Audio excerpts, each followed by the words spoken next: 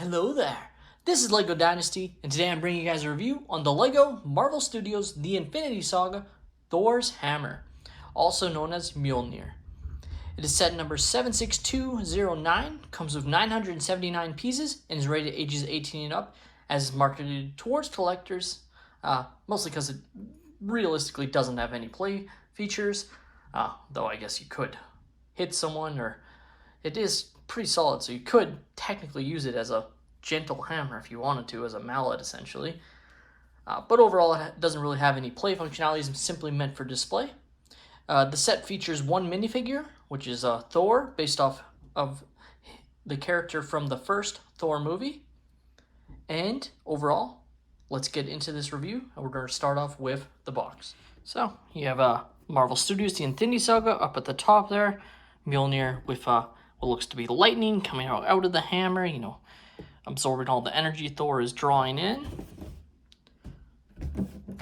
a different language there. No, nothing on the side. Normally there would be some side box art either of the hammer or the set itself, but nothing there. And then the back also shows the hammer, just a different angle. You do have some measurements. It stands 44.2 centimeters tall, or 18.1 inches tall, and then reaches across 29.7 centimeters or 11.6 inches. And then shows the hammer from the first Thor movie. Some of the details, mainly that you can place some of the extra items included in the set inside the hammer, which is a decent feature, though one I don't really care for, and I'll explain why. But yeah, that's the box. Taking a look at the manual, just like most 18 plus sets, it does have some information on Thor's hammer, and then some of the designer information kind of shows it being put together. Some images from the first Thor movie as well. And then you can see it's made up of 5 bags, 4 bags for the hammer, and then 1 for the display. Moving on to the minifigure included in the set, we have Thor. And as you can see, there's obviously some slight differences, but as far as I can tell, it is the one based off of the first Thor movie. I'm not sure if this is an updated version of what LEGO may have released back then, but still a very nice Thor figure. Does have Mjolnir included. Nice little mold piece. Does have the cape. Reveal some nice back printing. No arm or leg printing, which is a little bit disappointing. I think they could have done some arm printing at least. And then his double-sided face does have lightning eyes, as I simply call it. As you can see right there.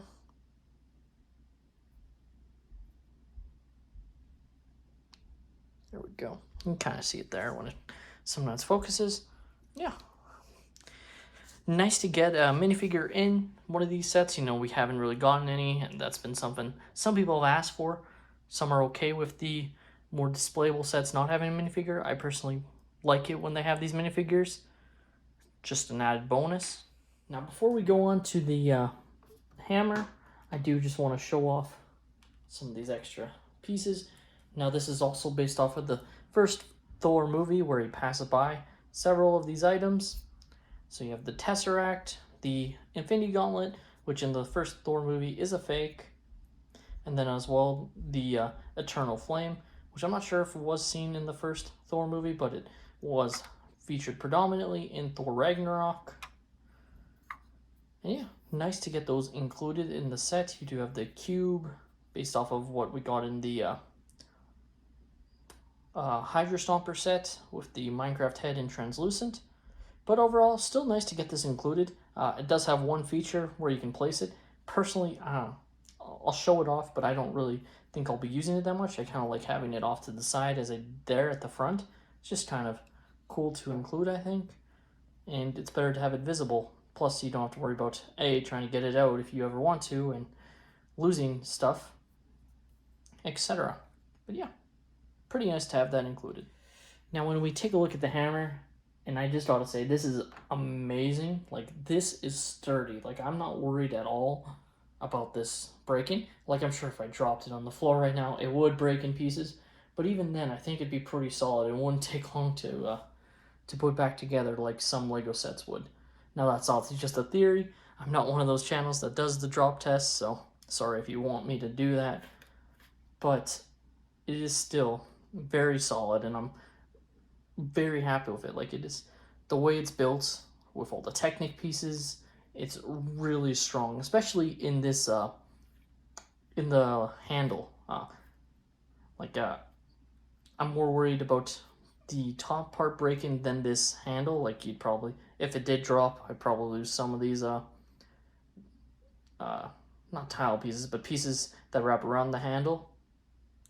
And then it does have the strap, which I would say you don't use at all, like, not even just for fun.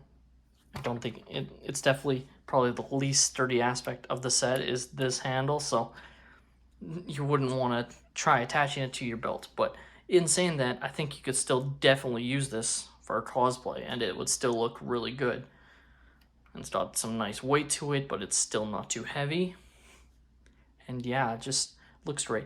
The only thing I think I really wish they included is, and I know it's gonna sound funny, but maybe a sticker to represent the marking that when Odin says, to he whoever is Bjorvi shall possess the power of Thor, that little design here, I think that's the only thing that to me is missing.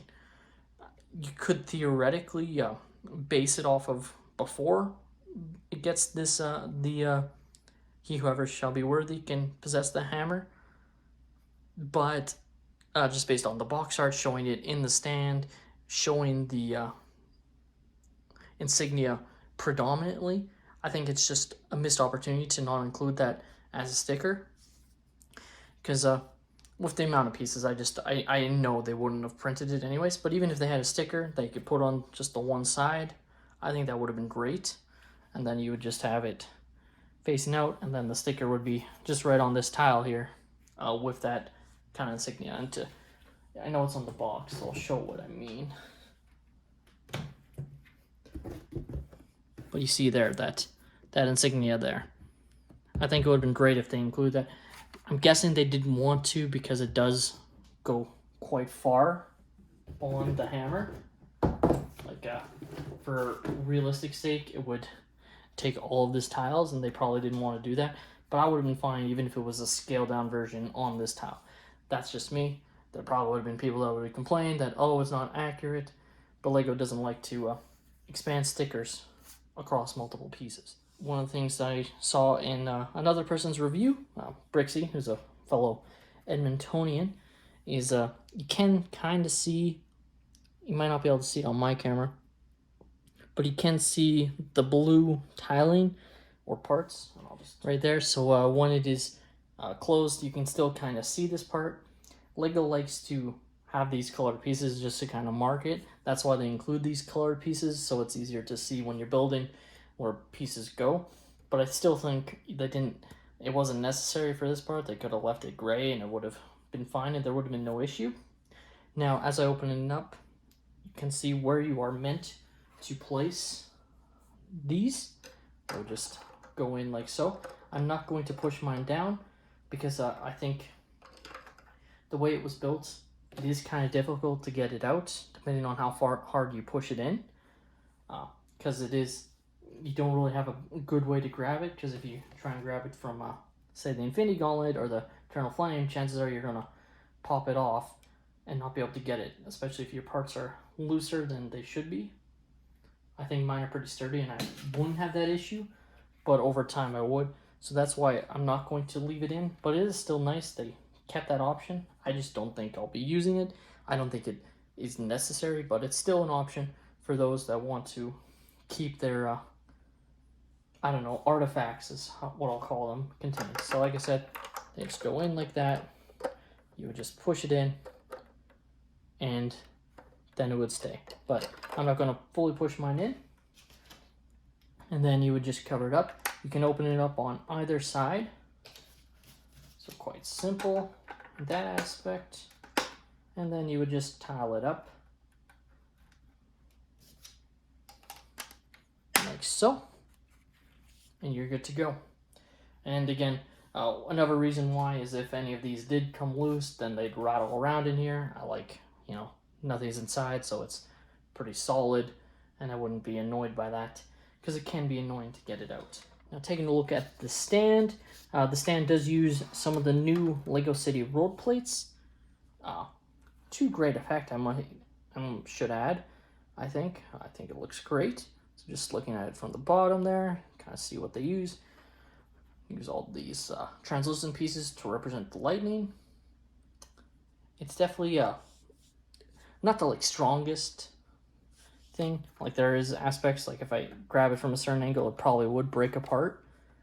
But it works for what they wanted it to do, which is to display the hammer. So simply the hammer fits in right here. So you would just angle it like so. Sometimes you have to play around a little bit, but then it is in place perfectly, angled upright, and you can reenact trying to lift the hammer if you so choose. So pretty nice feature overall. You don't have to leave it on the stand if you want. You can put it like that, put it sideways, as I've been doing. It is fine. You don't have to worry about it breaking apart at all. Of course, it's very sturdy, but it's nice to have that option to lay it out on the rocks like it was in the film. But I think this is an amazing set. It's absolutely incredible on display. I just love looking at it right now, and I'm so happy I got it. And at its current retail price, which is $99.99 in the United States and $129.99, I would say that overall is a fair price for the size of the thing, for everything you get included. And like I said, you could use this as like a Halloween prop, you know, if you wanted to use it for Halloween costumes or whatever. It's definitely solid and looks very cool, and it's probably very size, and frankly probably the heaviness is probably very accurate to what it would be. With that being said, that is all my opinion. This has been LEGO Dynasty. Please leave a like if you have enjoyed my review, and check out my other LEGO reviews on the channel.